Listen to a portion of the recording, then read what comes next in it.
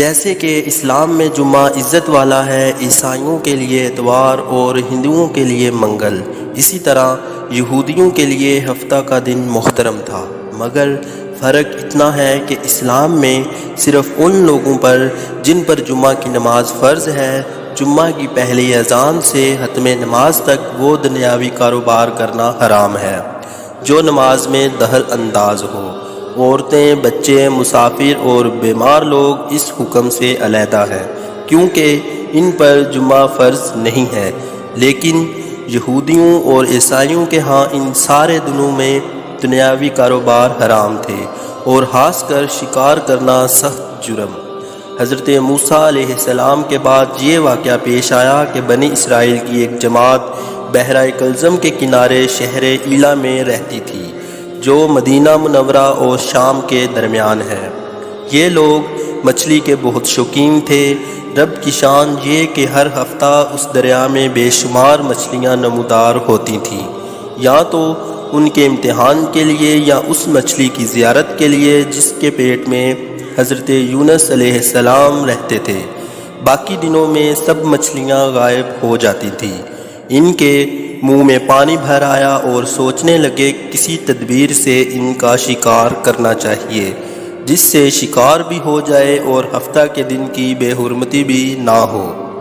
آخر ان عقل مندوں نے یہ بہانہ سوچا کہ دریا کے ارد گرد بہت سارے گہرے غار کھود دیے جائیں اور دریا سے اس غار تک نالیاں بنا دے۔ جمعہ کی شام ان نالیوں کا منہ کھول دیتے کہ پانی کے ساتھ مچھلیاں ان گڑھوں میں آ جائیں، اور اتوار کے دن ان گڑھوں سے پکڑ لیتے تھے اور کہتے تھے کہ ہم ہفتہ کو شکار نہیں کرتے۔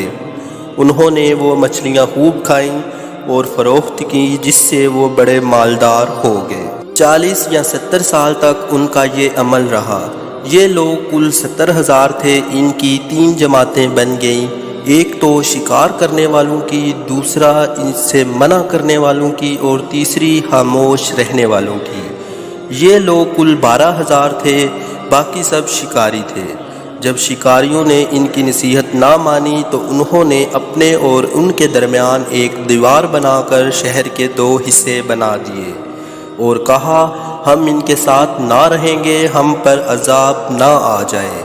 یہاں تک کہ داؤد علیہ السلام کا زمانہ آ گیا۔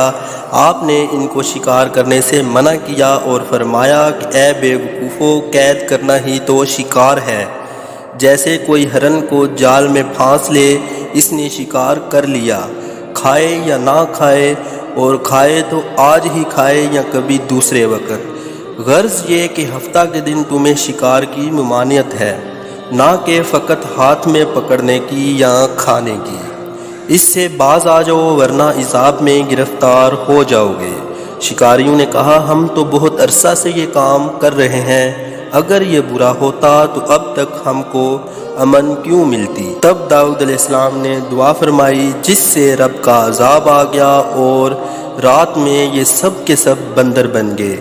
جوان لوگ بندر اور بوڑھے لوگ سور بنا دیے گئے۔ ان کی عقل و حواس تو باقی رہی مگر ان کی بولنے کی قوت جاتی رہی اور جسموں سے سخت بدبو نکلنے لگی۔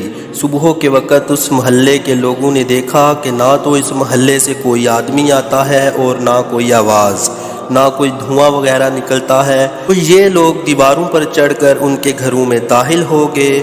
وہ بندر ان کو دیکھ کر ان کی طرف دوڑے اور ان کے قدموں سے لپٹنے لگے اور ان کے کپڑے سونگھتے اور روتے۔ ان لوگوں نے کہا کہ کیا ہم نے تمہیں شکار سے منع نہ کیا تھا؟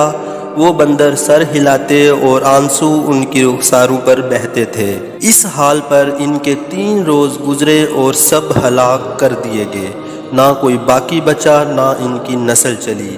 لوگوں میں یہ مشہور ہے کہ موجودہ بندر انہی کی نسل سے ہیں، لیکن یہ غلط ہے۔ ان سے پہلے بھی بندر تھے اور یہ موجودہ بندر ان سے پہلے بندروں کی اولاد میں سے ہی ہیں، کیونکہ صحیح روایت میں یہ ہے کہ کوئی مسخ شدہ قوم 3 دن سے زیادہ نہیں جیتی، نہ کھاتی ہے، نہ پیتی ہے اور نہ ہی اس کی نسل چلتی ہے۔ جزاک اللہ۔